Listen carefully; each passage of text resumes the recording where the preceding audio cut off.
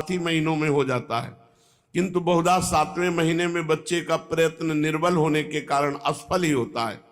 बाहर निकलने के प्रयत्न में बालक बेहोश हो जाता है और वो बेहोशी 2 महीने में जाकर ठीक होती है। जो बच्चे 8 महीनों में हो जाते हैं वे बचते ही नहीं, क्योंकि एक तो पहली बेहोशी और दूसरी प्रसव की बेहोशी, इसलिए कमजोर बालक उसे सह नहीं सकते। 10 महीने का बच्चा खूब तंदुरुस्त होता है और 13 महीने गर्भ में रहने के कारण गौरांग महाप्रभु बहुत ही तेजस्वी, साल भर के से प्रतीत हो रहे थे। इनका शरीर खूब मजबूत, अंग भी अवयव सुगठित सुंदर थे और गोरे थे। तपाए हुए स्वर्ण की भांति इनके शरीर का वर्ण था। छोटी छोटी दोनों भुजाएं खूब उतार चढ़ाव की थी।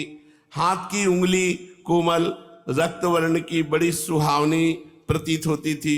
छोटे छोटे गुदगुदे पैर, मांस से छिपे हुए सुंदर टखने, सुंदर गोल गोल पिंडलियां और मनोहर उरुद्वय, छोटे कमल के समान सुंदर मुख, बड़ी बड़ी आंखें, सुंदर पैनी नासिका बड़ी ही भली मालूम पड़ती थी। गर्भ के सभी बालकों के इतने मुलायम बाल होते हैं कि वे रेशम के लच्छों को भी मात करते हैं, किंतु गौरांग के बाल तो अपेक्षाकृत अन्य बालकों के बालों से बहुत बड़े थे। काले काले सुंदर घुंघराले बालों से उस सुचारू मुख की शोभा बड़ी, मानो किसी अधिक रसमय कमल के ऊपर बहुत से भंवरे आकर स्वेच्छा पूर्वक रसपान कर रहे हों।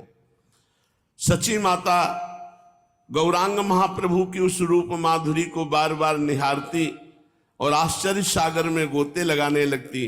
वो बच्चे के सौंदर्य में एक अपूर्व तेज का अनुभव करती।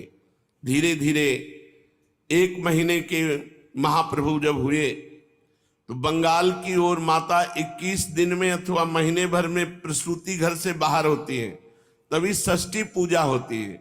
नामकरण संस्कार प्रायः 4 महीनों में होता है, किंतु अब तो लोग बहुत पहले भी करने लगते हैं। 1 महीने के बाद गौरांग का निष्क्रमण संस्कार हुआ। सखी सहेलियों के साथ सची देवी बालक को लेकर गंगा स्नान करने के निमित्त गई। वहां जाकर विधि पूर्वक गंगा जी का पूजन किया। फिर षष्ठी देवी के स्थान पर उनके पूजन के निमित्त गई। ये षष्ठी देवी कौन है? इनके संबंध में पृथक पृथक देशों की पृथक पृथक मान्यता है। ये कोई शास्त्रीय देवी नहीं है, एक लौकिक पद्धति है। बहुत जगह तो ये बालकों के अशुभ को मिटने वाली समझी जाती है और इसीलिए बालक के कल्याण के निमित्त इनकी पूजा करते हैं। और हमारी तरफ बालक के जन्म के 6ठे दिन छठी देवी का पूजन होता है। घर की सबसे मान्य स्त्री पहले पूजा करती है, फिर संपूर्ण कुल परिवार की स्त्रियां आकर पूजा करती हैं, भेंट चढ़ाती हैं। मान्य स्त्री उन सबको खाने के लिए सीरा, पूड़ी, अन्य वस्तुएं देती है। हमारी ओर भावी माता को ही षष्ठी मानते हैं।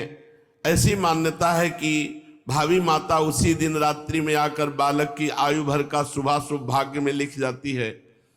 बालक के भाग्य को खूब अच्छा लिखा जाए, इसलिए उसकी प्रसन्नता के निमित्त उसका पूजन करते हैं। कुछ भी हो, लौकिक ही रीति सही, किंतु इसका प्रचार किसी न किसी रूप में सर्वत्र है।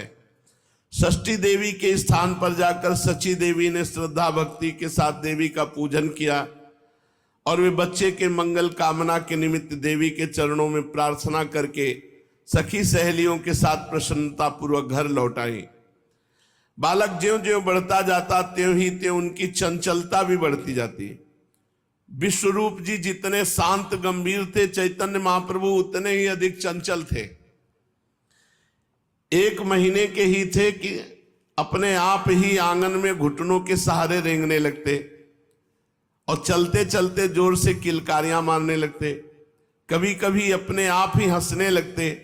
माता इन्हें पकड़ती, किंतु इन्हें पकड़ना सहज काम नहीं था। वे स्तन पीते पीते कभी इतनी जोर से दौड़ते कि इन्हें रोक रखना असंभव हो जाता। पहले बहुत रोते। माता भांति भांति से चुप करने की चेष्टा करती, किंतु ये चुप नहीं होते थे। एक दिन ये छोटे पालने पर पड़े बहुत जोर से रो रहे थे। माता ने बहुत चेष्टा किंतु ये चुप नहीं हुए। तब इनको नाम ध्वनि सुनाई दी, हरि बोल हरि बोल हरि बोल। बस ये किलकारियां मारने लगे, चुप हो गए। बस इनके रोने के चुप कराने का उपाय मिल गया, हरि बोल हरि बोल। जब कभी रोते तो माता बड़े कोमल कंठ से गाती, हरि हरि बोल बोल हरि बोल, मुकुंद माधव गोविंद बोल, हरि हरि बोल बोल हरि बोल, मुकुंद माधव गोविंद बोल, मुकुंद माधव गोविंद बोल,